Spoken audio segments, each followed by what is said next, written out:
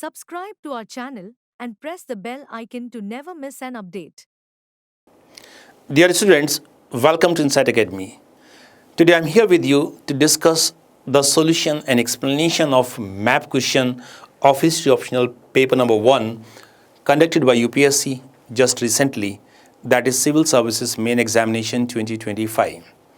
The question number 1 of question paper number 1 of history optional is always map based. So if you look at the history of last 16 years, question number 1 is always map based question. Before 2001, once or twice, question number 5 was also put as map based. But since last more than a decade, the question number 1 is always map based. So in this question, you are given a map with sites marked, and you have to identify the name of the site or the name of these sites on the basis of locational hints given, plus you have to write a short note on these sites containing most critical information. This is the instruction you have here. You have to identify the following places. What following places? These places. This is the map given by UPSC this year in main examination, exactly the same map. I have not done anything to it. This is precisely what UPSC has provided. And this is available on UPSC's website. You can download under PYQ segment. You can download the entire question paper, and this question paper you find on UPSC website has this map. So you have 20 sites marked here. You have certain locational hints like this for each and every site. You have to identify these sites and write a short note in about 30 words. Since these are 20 sites for 50 marks, so this question, like other questions, carries 50 marks. 50 marks, 20 sites. Then you can understand this, each and every site is going to have 2.5 marks allotted to it. So 2.5 marks allotted. Out of these 2.5 marks, 1 mark is for identifying the name of the site. So you have to identify the name of site, identify the site. If you identify the site properly, you get minimum 1 mark. And the remaining 1.5 marks are for description. You have to write a beautiful short description or short note on this site. For that, you get 1.5 marks. Since you have 1.5 marks for description, so dear student, you have to write minimum 3 critical points of information about this site, unique points of information, not generalized or vague statements. Do not ever write site of great significance or site of economic significance. Tell me what economic activity. Was it a manufacturing center? If possible, tell me what was manufactured here, because everything is revealed by evidence. So if it is manufacturing, what manufacture? If it is trade, what trade? Trade with which part of the world? With India or with outside world? If it is cultural, what kind of culture? If it is religion, which religion? If it is kingdom, king, which kingdom, which king? Tell the name of the personality. So tell precise 3 points, so that you can get 0.5 mark for each and every point, and you can score 100% on map question. So you can score 2.5 out of 2.5, and you theoretically you can score 50 out of 50, though this is not that easy. But if not 50, your target must be at least to score 45 marks. 45 is not unachievable total. It's difficult, but it's not unachievable. But in any case, you should not go below 40 marks. If you go below 40 marks, it means you are not going to touch 300 marks in history optional.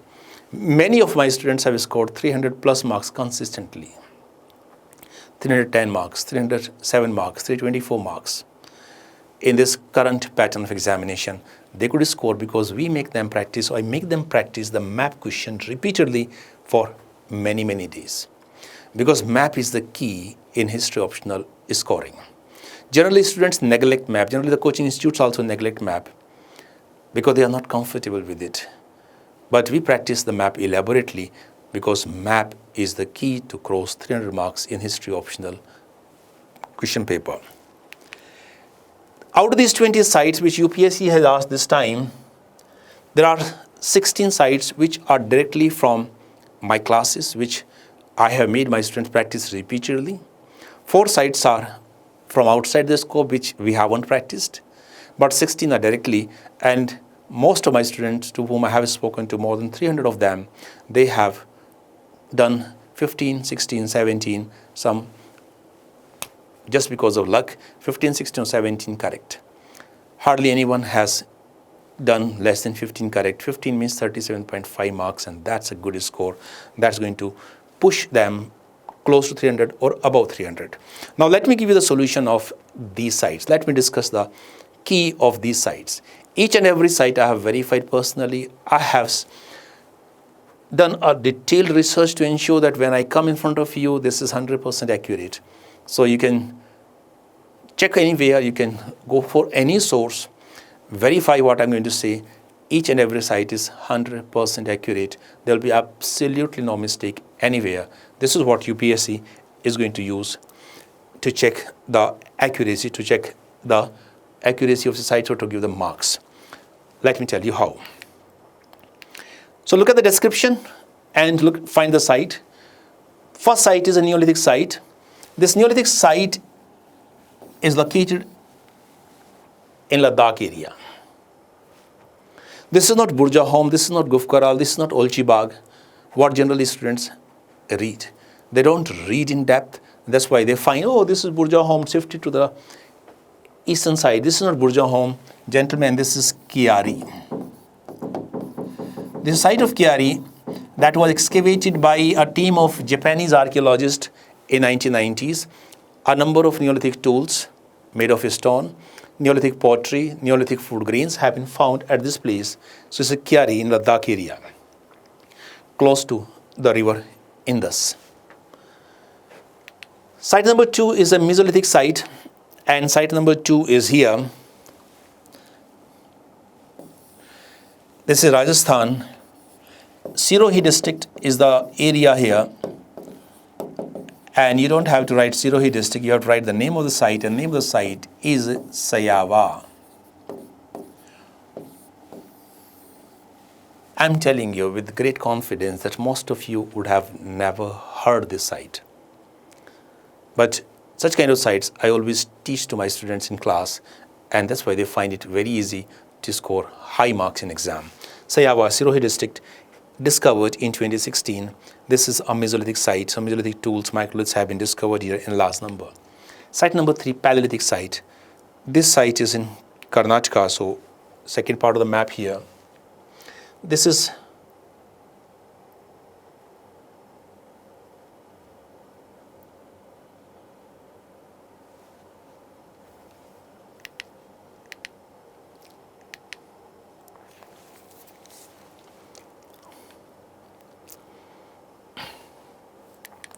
third site is a Paleolithic site, and let's see where the location is. Okay, this is located in this second half of the map. I have cut the map into 2 parts so that you could see the sites properly, because in one map, in one single page, you cannot see everything properly. So this is the same map. This is in Karnataka. This is not Piklihal or Hallur or Brahmgiri or Hongsi, because most of the students, those who did not prepare properly, they have mentioned these kind of sites, but my students have mentioned it at Lakhmapur.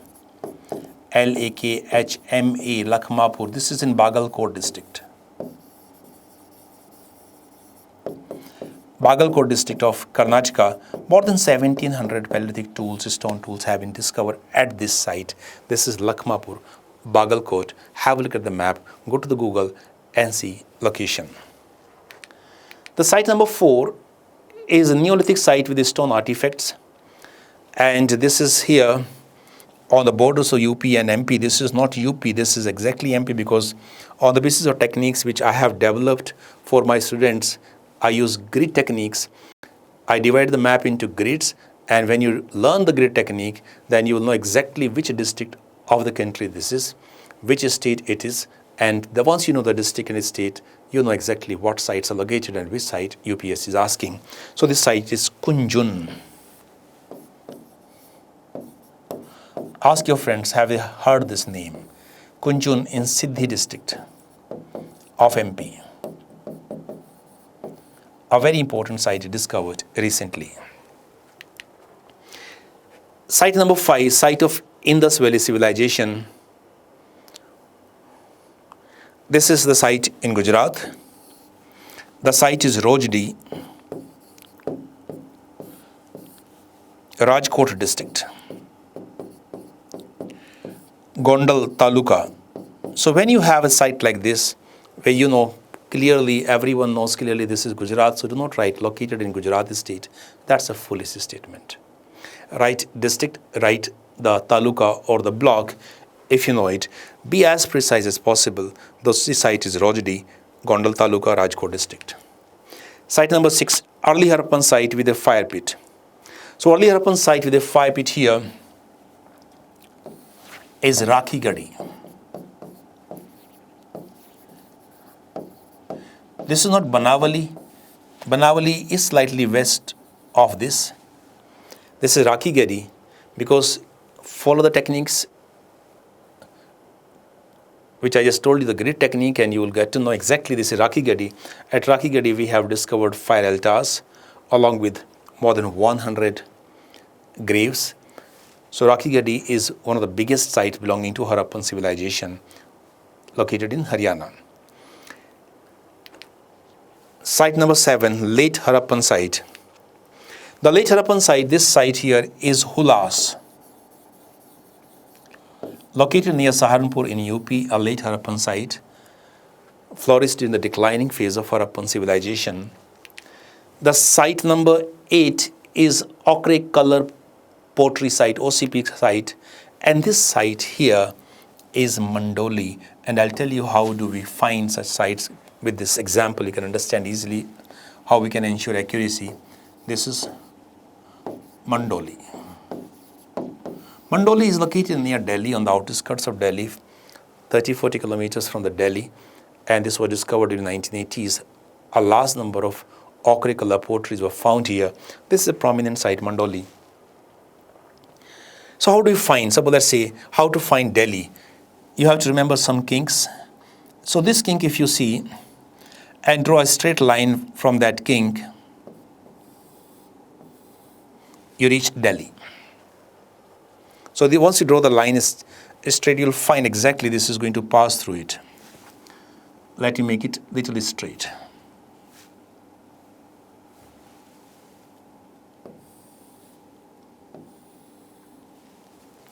So you'll find this is reaching Delhi. And you know capital line also, so draw the capital line. Wherever these two lines intersect, that is the location of Delhi. This is just on the outskirts of Delhi. That's why this is Mandoli, a site of ochre color pottery culture. Look at site number 9. Is a Mesolithic site. Let us see where the location is.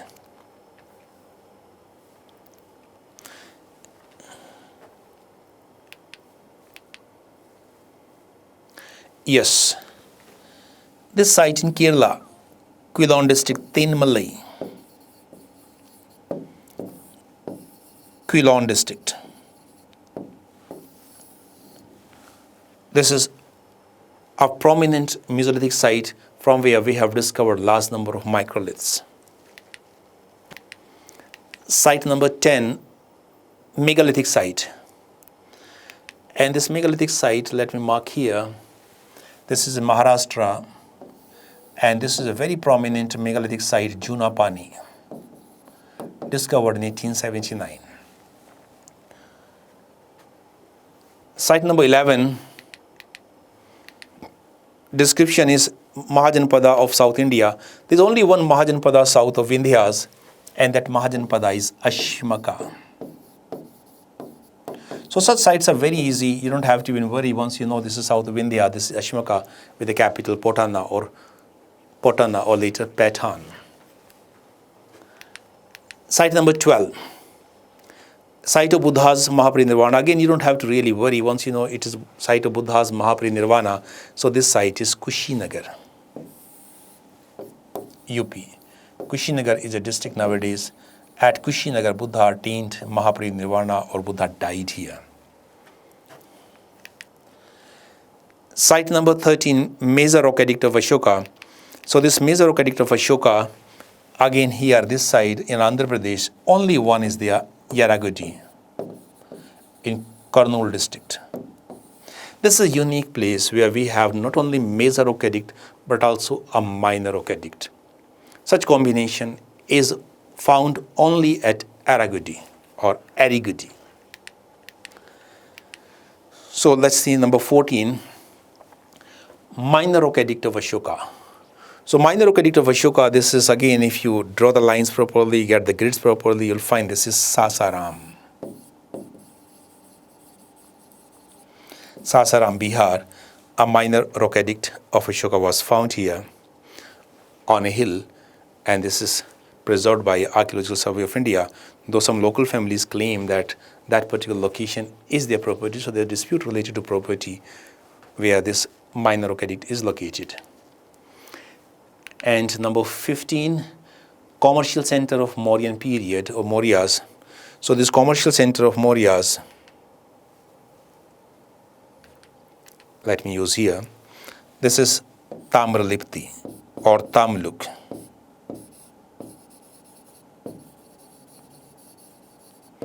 This was a famous port, in fact the most famous port on east coast during ancient times.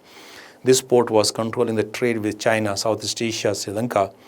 This port came under the control of Magadha when Bimbisara conquered Anga region and appointed his son Ajatashatru as the governor. Look at next number. Number 16, number 16, Chakakushahana Kohen Horde. So this number 16 site, those will tell you that this is Ujjain, this is not Ujjain. Because many teachers will misguide you by terming that this is Ujjain. Look at the location precisely, draw the lines, and if you want to find the location properly, first get a map with state boundaries. The easiest path is that, to get to such kind of sites. So get a map with state boundaries that was given by UPSC last year. Use certain kinks and the curves to reach this site here. For example, if you have to reach here, let me just tell you that kind of trick. If suppose you draw a line from here to any prominent corner, and from here to, say, this corner, where the line should intersect at this point. Exactly at this point. You use a scale and pencil properly so that the line intersects at the same point.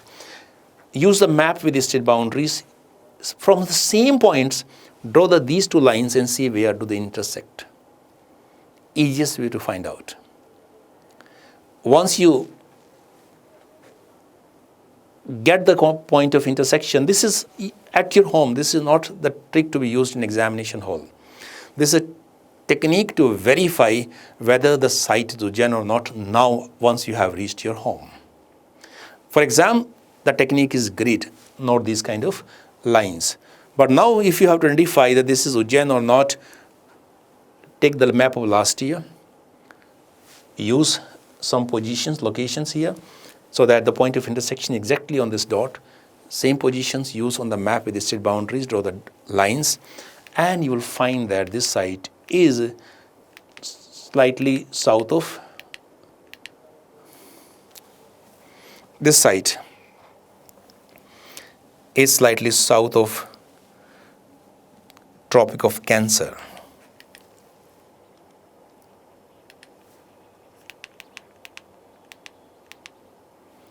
Yes, so this site is slightly south of Tropic of Cancer, and Tropic of Cancer passes through like this, you'll find. You know, Ujjain is exactly on Tropic of Cancer. Our ancient Indian forefathers, they knew techniques of astronomy, techniques of mathematics and geometry with such a high accuracy that they built many prominent temples on Tropic of Cancer. And one of the temple is the Mahakal temple of Ujjain. So Ujjain is located on exactly on Tropic of Cancer. This is slightly south of that, and this site is Runjim. This is Hardar district. of MP. So this is Runjun, Hardar district of MP. This is not Ujjain, this is south of Ujjain, and here also we have found coins of Sakas and Kushahanas.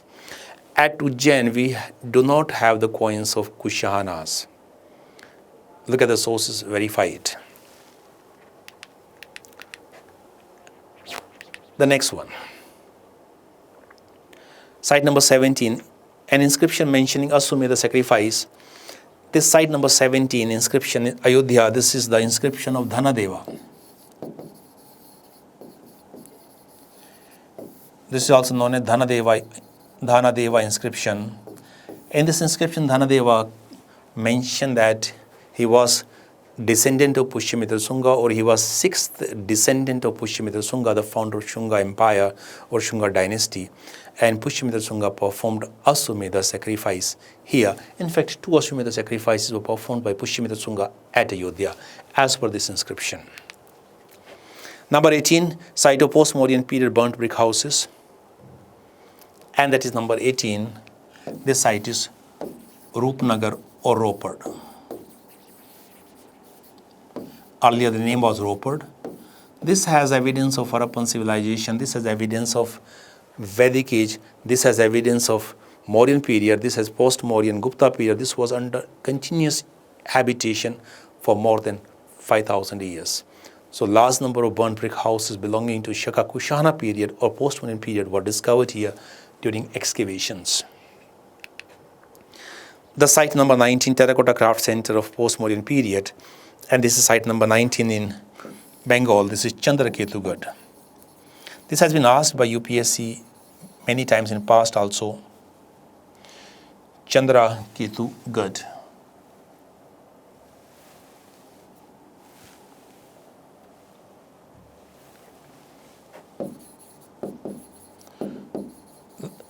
Thousands of terracotta objects have been found here. It appears that this was a famous terracotta craft center, and from here these terracotta objects were exported to different parts of the world. And the last site is important port of Pallava period. This is the port here. Is it Tamil Nadu or Andhra Pradesh? Pay attention. Try to see. This is not Tamil Nadu. This location is Andhra Pradesh. So this is not Mahabalipuram or Kaviripattinam or Nagapattinam. This is Gottiparolu.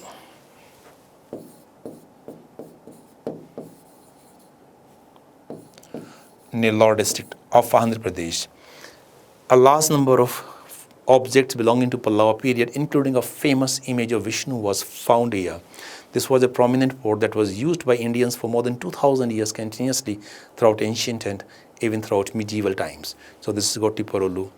This is Andhra Pradesh. This is North Tamil Nadu. Again, try to find out why it is Andhra Pradesh. Look at the boundaries, and then you will see clearly that Tamil Nadu ends somewhere here. Tamil Nadu is far south of this. Tamil Nadu is not even on the border or close to border with this site. So this was the solution of the map question. I hope you have noted down all these sites. If you want a detailed description in a PDF format, you can just drop a message to me here on this WhatsApp number. This is a WhatsApp number. You can drop a message that you need a solution in PDF form with explanation, with the markings on the map, and I'll be happy to share with you. If you are fresher and you are looking for coaching classes, we are going to start a new batch very soon. Scan this QR code and book your seat. If you have written main exam this time and exam is not very good, you have to start preparing from now onwards. Join the classes. No need to get into experimentation mode, because experimentation mode is usually costly. 1 year of your life is much precious, much costlier than the fee of the coaching institute or anything else which you have to do. You have to work hard. You have to be the best. And my students are always among the top scorers every year. So if you're looking for history of classes, scan this QR code and get the admission as soon as possible, because we are starting a new batch very soon. If you want to go to the website, you can visit insidedelhi.com and you can go for these kind of steps, and you can look at the history optional details, and You can enroll yourself for history of classes. They are the helpline numbers of my institute here. If you need any help, any kind of query, if you have any kind of clarification, any kind of guidance you need, feel free to call. And you can even have a call with me. You can book a call with me. I'll be happy to discuss with you. Even if you do not take admission with us, if you are a student and I'm a teacher, I'm going to help you whether you take admission with me or not. Because student-teacher relation is the purest relationship. And I'm here to help you, whether you are in Delhi or you are anywhere else in the country.